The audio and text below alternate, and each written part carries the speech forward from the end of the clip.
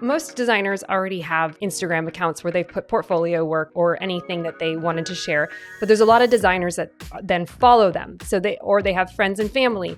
So how do they start training the algorithm to be shown to who they want, this ideal client that they've researched and they understand? One of the biggest things that people will forget about is that the algorithm is not just dictated by your audience actions, but your own actions. One of the things we all do it, and it's not a bad thing, we all do it. We follow like our friends and family and we get them to follow us back.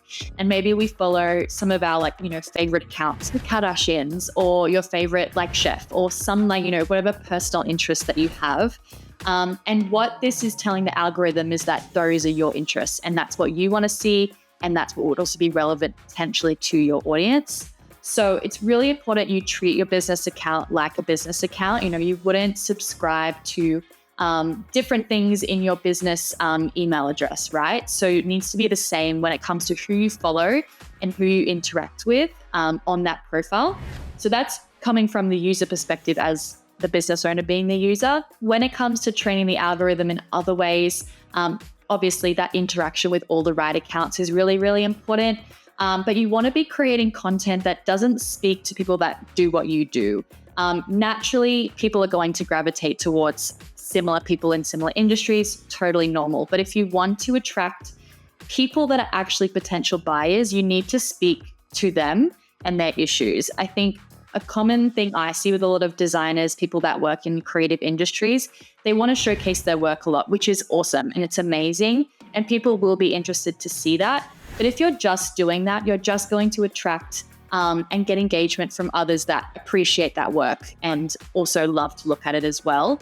But if you're not creating content that speaks to your client's actual problems, what they're wanting help with, they're not going to be compelled to actually follow you. And then that means none of those people are interacting with your content. So the algorithm's just going to keep pushing it out to those other designers, those other people in your industry. So it's really critical you're creating content for the right people, getting those right people to actually interact with it, send signals to the algorithm that they like it, and the algorithm should then push it out to more of those people. So it's a big spider web of activity and interaction and engagement. But once you do get it right, you will start to see you're attracting the right people.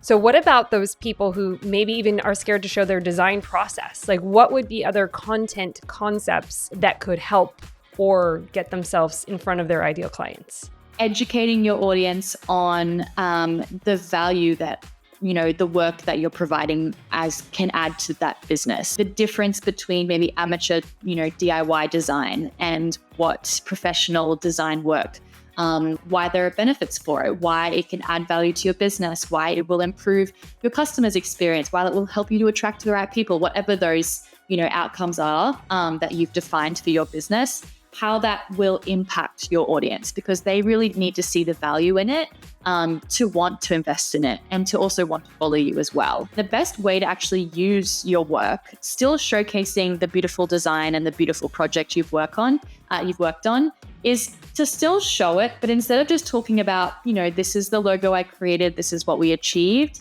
actually talking about, okay, what was this business owner wanting to achieve, and actually explaining the journey and the steps essentially of what you did, what their logo maybe was like before, what the pitch was and what your strategy and approach was, what the design brief was, and taking people through that journey. Because when people get to see, okay, you helped this client get from point A to point B, they achieve this certain outcome, and you actually take them through that journey of what that looks like, they're going to be intrigued and going to start to imagine, okay, well, what's that going to look like for my business?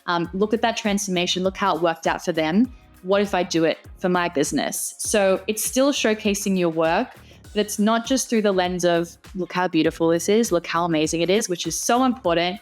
But, look at the process, look at what we were able to achieve, and look at how we did it.